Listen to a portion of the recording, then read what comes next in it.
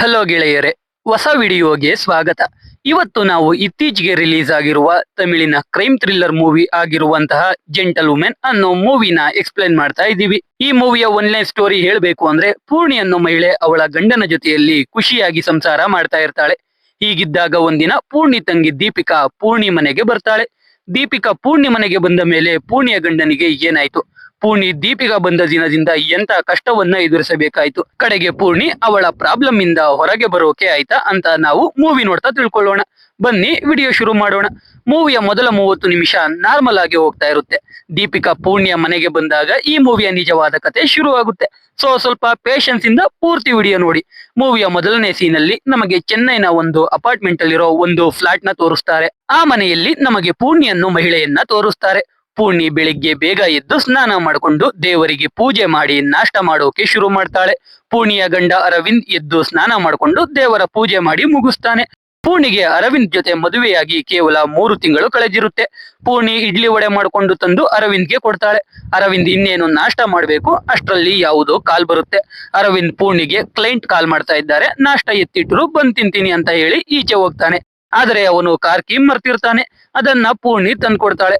ಅರವಿಂದ್ ಆಫೀಸ್ಗೆ ಹೋಗುವಾಗ daily ಪೂರ್ಣಿಗೆ love you ಅಂತ ಹೇಳಿ ಹೋಗ್ತಾ ಇರ್ತಾನೆ. ಆಮೇಲೆ ಅರವಿಂದ್ ಕೆಳಗೆ ಕಾರ್ ಹತ್ರ ಹೋಗಿ ಪೂರ್ಣಿಗೆ ಟಾಟಾ ಮಾಡಿ ಕ್ಲೈಂಟ್ ಮೀಟ್ ಮಾಡೋಕೆ ಹೋಗ್ತಾನೆ. ಈ ಕಡೆ ಪೂರ್ಣಿ ಟಿವಿ ನೋಡ್ತಾ ಮನೆಯ ಕೆಲಸಗಳನ್ನ ಮಾಡ್ತಾ ಕಾಲ ಕಳೀತಾ ಇರ್ತಾಳೆ. ಸಂಜೆ ಅರವಿಂದ್ ಮನೆಗೆ ಬರ್ತಾನೆ. ಅರವಿಂದ್ ಆಫೀಸ್ ಬಿಟ್ರೆ ಮನೆ, ಮನೆ ಬಿಟ್ರೆ ಆಫೀಸ್ ಅಷ್ಟೇ, ಬೇರೆ ಎಲ್ಲೂ ಹೋಗ್ತಾ ಇರಲ್ಲ.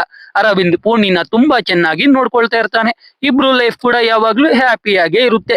ಹೀಗಿದ್ದಾಗ ಒಂದಿನ ಪೂರ್ಣಿ ಅವರ ಪಕ್ಕದ ಮನೆಯ ಆಂಟಿ ಮನೆಯಲ್ಲಿ ಅಕ್ಕಪಕ್ಕದ ಮಹಿಳೆಯರ ಜೊತೆ ಅಡಿಗೆ ಮಾಡ್ತಾ ಇರ್ತಾಳೆ. ಅವಾಗ ಅವರು ಪೂರ್ಣಿಗೆ ಇವಾಗ್ಲೇ ಮಗು ಎಲ್ಲ ಮಾಡ್ಕೋಬೇಡಿ, ಒಂದ್ 3-4 ವರ್ಷ ಆದ್ಮೇಲೆ ಮಾಡ್ಕೊಳ್ಳಿ ಅಂತ ಅಡ್ವೈಸ್ ಮಾಡ್ತಾ ಇರ್ತಾರೆ. ಆದ್ರೆ ಆ ಮನೆಯಲ್ಲಿದ್ದ ಒಬ್ರು ಆಂಟಿ ಬೇಗ ಮಗು ಮಾಡ್ಕೊಳ್ಳೋಕೆ ಹೇಳ್ತಾರೆ. ಯಾಕಂದ್ರೆ ಆ ಆಂಟಿ ಮನೆ ಮುಂದೆಯ ಮನೆಯ ನ್ಯಾನ್ಸಿ ಅನ್ನೋ ಮಹಿಳೆ ಮದುವೆಯಾಗಿ ಸ್ವಲ್ಪ ದಿನಗಳಲ್ಲೇ ಅವಳ ಗಂಡ ನ್ಯಾನ್ಸಿಗೆ ಮಗು ಕೊಟ್ಟು ಬೇರೆ ಹುಡುಗಿ ಜೊತೆ ಎಸ್ಕೇಪ್ ಆಗ್ಬಿಟ್ಟಿರ್ತಾನೆ. ಇವಾಗ ನ್ಯಾನ್ಸಿ ಮಗು ನೋಡ್ಕೊಂಡು ಒಬ್ಳೆ ಇರ್ತಾಳೆ. ಅದಕ್ಕೆ ಆ ಆಂಟಿ ಪೂರ್ಣಿಗೆ ಅರವಿಂದ್ನ ನೀಟಾಗಿ ಅರ್ಥ ಮಾಡ್ಕೊಂಡು ಬೇಗ ಮಗು ಮಾಡ್ಕೊ ಅಂತ ಅವಳಿಗೆ ಹೇಳ್ತಾ ಇರ್ತಾರೆ. ಅಷ್ಟರಲ್ಲಿ ಅರವಿಂದ್ ಪೂರ್ಣಿಗೆ ಕಾಲ್ ಮಾಡಿ ಮನೆಗೆ ಬರೋಕೆ ಹೇಳ್ತಾನೆ. ಪೂರ್ಣಿ ಹೋಗಿ ಅವಳ ಮನೆ ಡೋರ್ ರಿಂಗ್ ಮಾಡಿದ್ರೆ ಅರವಿಂದ್ ಬದಲು ನ್ಯಾನ್ಸಿ ಡೋರ್ ಓಪನ್ ಮಾಡ್ತಾಳೆ. ಅಂದ್ರೆ ನ್ಯಾನ್ಸಿ ಅರವಿಂದ್ ಮನೆಗೆ ಬಂದಿರೋದ್ಕೇನೆ ಅರವಿಂದ್ ಪೂರ್ಣಿಗೆ ಕಾಲ್ ಮಾಡಿ ಮನೆಗೆ ಬರೋಕೆ ಹೇಳಿರ್ತಾನೆ. ನ್ಯಾನ್ಸಿ ಮತ್ತೆ ಅರವಿಂದ್ ತುಂಬಾ ವರ್ಷಗಳಿಂದ ಅದೇ ಅಪಾರ್ಟ್ಮೆಂಟ್ ಅಲ್ಲಿ ಇದ್ದಿದ್ರಿಂದ ಇಬ್ರು ಒಳ್ಳೆ ಫ್ರೆಂಡ್ಸ್ ಆಗಿರ್ತಾರೆ. ನ್ಯಾನ್ಸಿ ಪೂರ್ಣಿ ಮತ್ತೆ ಅರವಿಂದ್ ಮದುವೆ ಅಟೆಂಡ್ ಆಗಿರೋಕೆ ಆಗಿರಲ್ಲ. ಅದಕ್ಕೆ ಅವಳು ಇವಾಗ ಪೂರ್ಣಿ ಮತ್ತೆ ಅರವಿಂದನ್ನ ಮಾತಾಡಿಸ್ಕೊಂಡು ಹೋಗೋಕೆ ಬಂದಿರ್ತಾಳೆ. ನ್ಯಾನ್ಸಿ ಪೂರ್ಣಿ ಮನೆಯಲ್ಲಿ ಕಾಫಿ ಕುಡಿದು ಅಲ್ಲಿಂದ ಅವಳ ಫ್ಲಾಟ್ಗೆ ವಾಪಸ್ ಹೋಗ್ತಾಳೆ. ಪೂರ್ಣಿ ಮತ್ತೆ ನ್ಯಾನ್ಸಿ ಫ್ಲಾಟ್ಗಳು ಒಂದೇ ಫ್ಲೋರ್ ಅಲ್ಲಿ ಆಪೋಸಿಟ್ ಸೈಡ್ಸ್ ಅಲ್ಲಿ ಇರ್ತವೆ. ಅಲ್ಲಿಗೆ ಸೀನ್ ಕಟ್ ಆದ್ರೆ ಮತ್ತೆ ನಾವು ಮೊದಲನೇ ಸೀನ್ ಅಲ್ಲಿ ನೋಡಿದ ಹಾಗೆ ಪೂರ್ಣಿ ಬೆಳಿಗ್ಗೆ ಬೇಗ ಎದ್ದು ಸ್ನಾನ ಮಾಡ್ಕೊಂಡು ಪೂಜೆ ಮಾಡಿ ಅರವಿಂದ್ಗೆ ನಾಷ್ಟ ಮಾಡಿ ಕೊಡೋದು. ಅವನು ಮನೆಯಿಂದ ಆಫೀಸ್ಗೆ ಹೋಗುವಾಗ ಪೂರ್ಣಿಗೆ ಲವ್ ಯು ಅಂತ ಹೇಳಿ ಕಾರ್ ಹತ್ರ ಹೋಗಿ ಅಲ್ಲಿಂದ ಪೂರ್ಣಿಗೆ ಟಾಟಾ ಮಾಡಿ ಆಫೀಸ್ಗೆ ಹೋಗೋದು. ಇದೇ ಪೂರ್ಣಿ ಮತ್ತೆ ಅರವಿಂದನ ಡೈಲಿ ರೂಟೀನ್ ಆಗಿರುತ್ತೆ. ಹೀಗೆ ಒಂದಿನ ಪೂರ್ಣಿ ಬಟ್ಟೆಗಳನ್ನ ವಾಷಿಂಗ್ ಮಷಿನ್ಗೆ ಹಾಕುವಾಗ ಅರವಿಂದ್ ಶರ್ಟ್ ಬೇರೆ ರೀತಿ ಸ್ಮೆಲ್ ಬರ್ತಾ ಇರುತ್ತೆ. ಅದೇ ಟೈಮ್ಗೆ ಪೂರ್ಣಿಗೆ ಅರವಿಂದಮ್ಮ ಕಾಲ್ ಮಾಡಿ ಅರವಿಂದ್ ಏನ್ ಮಾಡ್ತಿದ್ದಾನೆ, 3 ತಿಂಗಳಿಂದ ನೋಡೋಕೆ ಯಾಕೆ ಬಂದಿಲ್ಲ ಅಂತ ಸ್ವಲ್ಪ ತಲೆ ತಿಂದು ಕಾಲ್ ಕಟ್ ಮಾಡ್ತಾರೆ. ಪೂರ್ಣಿಗೆ ಅವರತ್ತೆ ಕಾಲ್ ಮಾಡಿದ್ರಿಂದ ಅರವಿಂದ್ ಬಟ್ಟೆಯಿಂದ ಬರ್ತಿದ್ದ ಸ್ಮೆಲ್ ಕಂಪ್ಲೀಟ್ ಆಗಿ ಮರ್ತೋಗ್ತಾಳೆ. ಹೀಗಿದ್ದಾಗ ಒಂದಿನ ಪೂರ್ಣಿಯ ಫ್ರೆಂಡ್ ತಂಗಿ ಊರಿಂದ ಚೆನ್ನೈಗೆ ಇಂಟರ್ವ್ಯೂಗೆ ಬರ್ತಾ ಇರ್ತಾಳೆ. ಅದಕ್ಕೆ ಪೂರ್ಣಿ ಅವಳನ್ನ ಅವಳ ಮನೆಗೇನೆ ಬರೋಕೆ ಹೇಳಿರ್ತಾಳೆ. ಆ ದಿನ ಬೆಳಿಗ್ಗೆ ಅರವಿಂದ್ ಎದ್ದು ಪೂಜೆ ಮಾಡುವಾಗ ಪೂರ್ಣಿಯ ಫ್ರೆಂಡ್ ತಂಗಿ ದೀಪಿಕಾ ಪೂರ್ಣಿ ಮನೆಗೆ ಬರ್ತಾಳೆ. ಪೂರ್ಣಿ ದೀಪಿಕಾಗೆ ಫ್ರೆಶ್ ಅಪ್ ಆಗೋಕೆ ಹೇಳ್ತಾಳೆ. ಅವಳು ಸ್ನಾನ ಮಾಡ್ಕೊಂಡು ನಾಷ್ಟ ಮಾಡೋಕೆ ಬರ್ತಾಳೆ. ಪೂರ್ಣಿ, ಅರವಿಂದ್, ದೀಪಿಕಾ ಎಲ್ರು ಕೂತ್ಕೊಂಡು ನಾಷ್ಟ ಮಾಡ್ತಾ ಇರ್ತಾರೆ. ಅವಾಗ ದೀಪಿಕಾ ಪೂರ್ಣಿಗೂ ಕಾರ್ ಓಡಿಸೋಕೆ ಬರುತ್ತೆ ಅಂತ ಅರವಿಂದ್ಗೆ ಹೇಳ್ತಾಳೆ. ಆದ್ರೆ ಪೂರ್ಣಿ, ನಾನು ಊರಲ್ಲಿ ಟ್ರ್ಯಾಕ್ಟರ್ ಓಡಿಸ್ತಿದ್ದೆ, ಆದ್ರೆ ಈ ಸಿಟಿಲಿ ಕಾರ್ ಓಡಿಸೋದು ಅಷ್ಟು ಈಸಿ ಅಲ್ಲ ಅಂತ ದೀಪಿಕಾಗೆ ಹೇಳ್ತಾ ಇರ್ತಾಳೆ. ಅದೇ ದಿನ ಪೂರ್ಣಿ 12 ಗಂಟೆ ಒಳಗೆ ದೇವಸ್ಥಾನಕ್ಕೆ ಹೋಗ್ಬೇಕು ಅಂತ ಪೂರ್ಣಿ ಅತ್ತೆ ಹೇಳಿರ್ತಾಳೆ. ಅದಕ್ಕೆ ಪೂರ್ಣಿ ದೀಪಿಕಾ ಒಬ್ಬಳನ್ನೇ ಮನೆಯಲ್ಲಿ ಬಿಟ್ಟು ಅರವಿಂದ್ ಜೊತೆ ದೇವಸ್ಥಾನದವರೆಗೂ ಹೋಗೋಕೆ ಇಬ್ಬರು ಕಾರ್ ಬಳಿಗೆ ಬರ್ತಾರೆ. ಅರವಿಂದ್ ಕಾರ್ ಸ್ಟಾರ್ಟ್ ಮಾಡಿ ಗೇಟ್ ಬಳಿಗೆ ಬಂದಾಗ ಅವನ್ ಫೋನ್ ಮನೆಯಲ್ಲೇ ಬಿಟ್ಟಿದ್ದಾನೆ ಅಂತ ಗೊತ್ತಾಗಿ ಪೂರ್ಣಿಗೆ 2 ನಿಮಿಷ ಇರು, ಫೋನ್ ತರ್ತೀನಿ ಅಂತ ಹೇಳ್ತಾನೆ. ಆದ್ರೆ ಪೂರ್ಣಿ, ದೇವಸ್ಥಾನ ಪಕ್ಕದಲ್ಲೇ ಇದೆ, ನಾನು ಆಟೋ ಅಲ್ಲಿ ಹೋಗ್ತೀನಿ, ನೀವು ಹುಷಾರಾಗಿ ಹೋಗಿ ಅಂತ ಹೇಳಿ ಪೂರ್ಣಿ ಆಟೋ ಅಲ್ಲಿ ದೇವಸ್ಥಾನಕ್ಕೆ ಹೋಗ್ತಾಳೆ. ಅರವಿಂದ್ ಫ್ಲಾಟ್ಗೆ ವಾಪಸ್ ಬರ್ತಾನೆ. ದೀಪಿಕಾ ಡೋರ್ ಓಪನ್ ಮಾಡ್ತಾಳೆ. ಅರವಿಂದ್ ದೀಪಿಕಾಗೆ ಫೋನ್ ಹುಡ್ಕೋಕೆ ಹೇಳ್ತಾನೆ. ನೋಡಿದ್ರೆ ಫೋನ್ ಅಲ್ಲೇ ಟೇಬಲ್ ಮೇಲೇನೆ ಇರುತ್ತೆ. ಆಮೇಲೆ ಅರವಿಂದ್ ದೀಪಿಕಾಗೆ ಸುಸ್ತಾಗಿದೆ, ಬಿಸಿನೀರ್ ತಗೊಂಡ್ ಬಾ ಅಂತ ಹೇಳ್ತಾನೆ. ದೀಪಿಕಾ ಕಿಚನ್ಗೆ ಹೋಗ್ತಾಳೆ.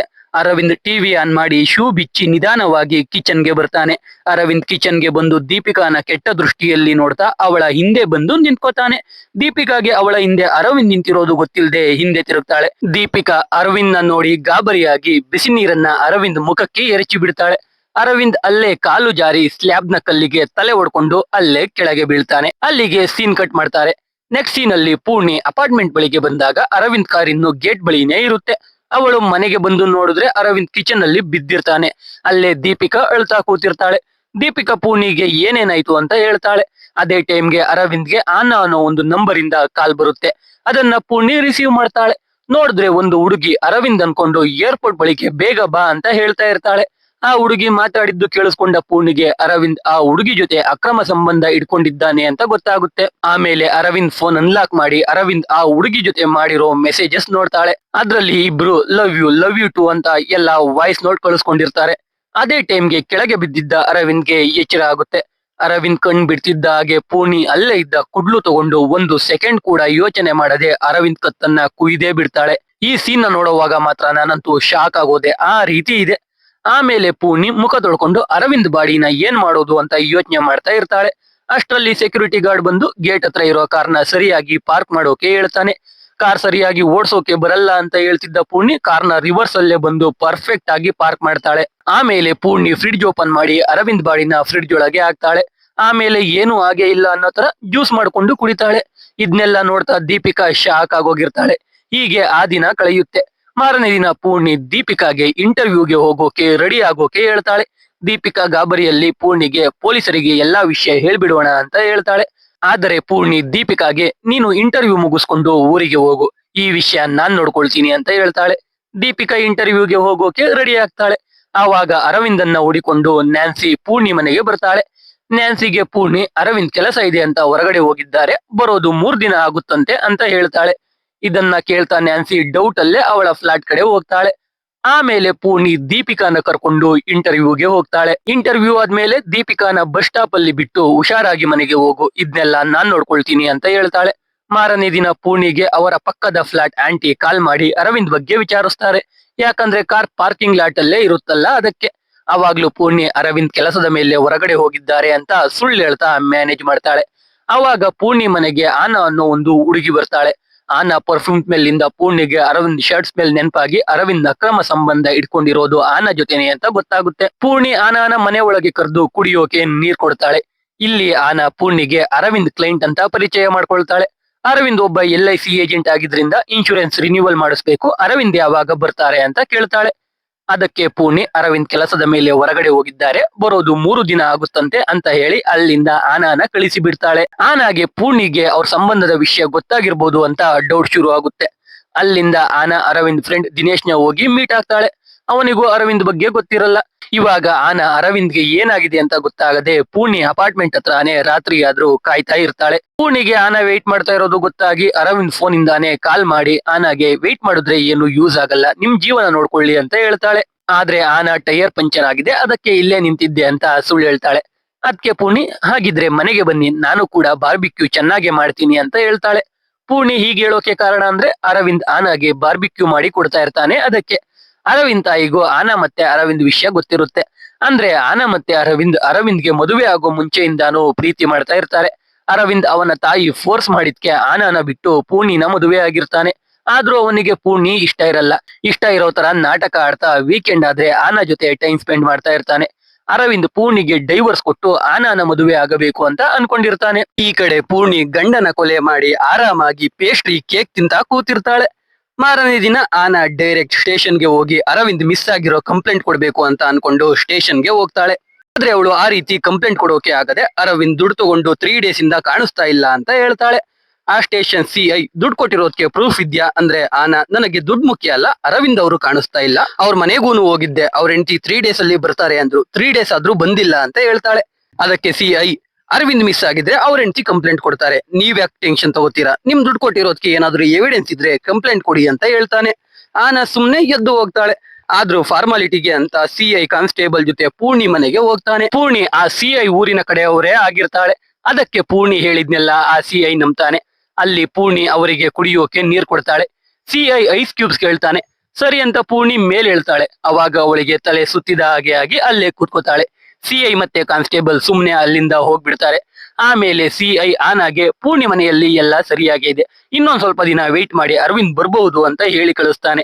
ಈ ಕಡೆ ಪೂರ್ಣಿ ಆಸ್ಪತ್ರೆಗೆ ಹೋಗ್ತಾಳೆ. ನೋಡಿದ್ರೆ ಇವಾಗ ಪೂರ್ಣಿ ಪ್ರೆಗ್ನೆಂಟ್ ಆಗಿರ್ತಾಳೆ.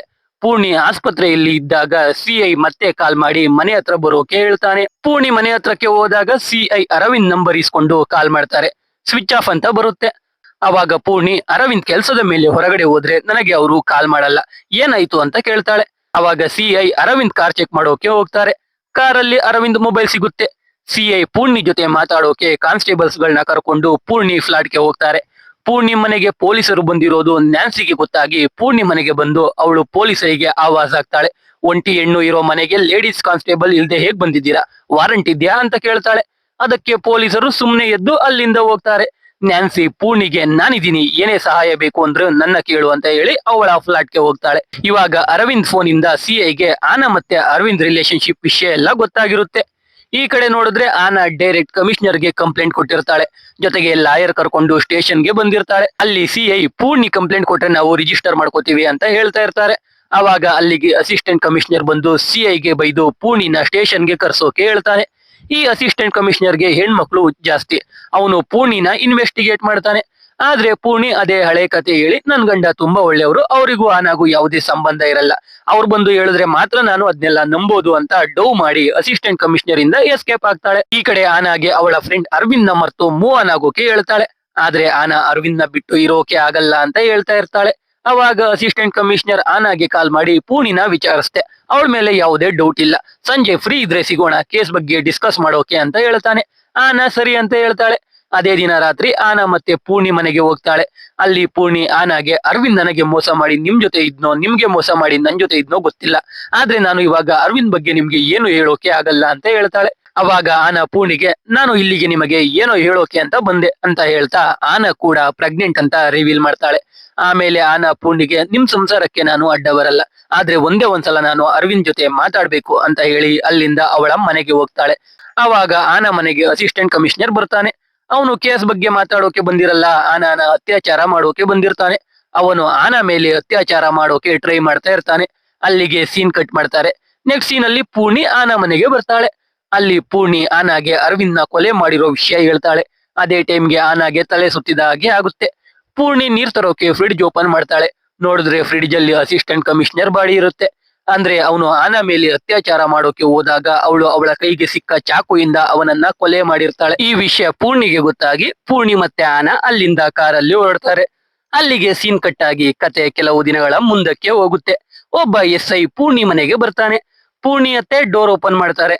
ಇವಾಗ ಎಲ್ರು ಏನ್ ಅನ್ಕೊಂಡಿರ್ತಾರೆ ಅಂದ್ರೆ ಅರವಿಂದ್ ಇಬ್ಬರಿಗೂ ಮೋಸ ಮಾಡಿ ಎಲ್ಲೋ ಹೋಗಿದ್ದಾನೆ ಅಂತ. ಆ SI ಕೂಡ ಅಸಿಸ್ಟೆಂಟ್ ಕಮಿಷನರ್ ಕೂಡ ಕಾಣಿಸ್ತಾ ಇಲ್ಲ, ಅದನ್ನ CI ಅವರು ಹ್ಯಾಂಡಲ್ ಮಾಡ್ತಾ ಇದ್ದಾರೆ. ಅರವಿಂದ್ ಕೇಸ್ ನಾನು ಹ್ಯಾಂಡಲ್ ಮಾಡ್ತೀನಿ ಅಂತ ಪೂರ್ಣಿಗೆ ಹೇಳ್ತಾ ಇರ್ತಾನೆ. ನೋಡಿದ್ರೆ ಇವಾಗ ಪೂರ್ಣಿ ಜೊತೆ ಆನಾ ಕೂಡ ಇರ್ತಾಳೆ.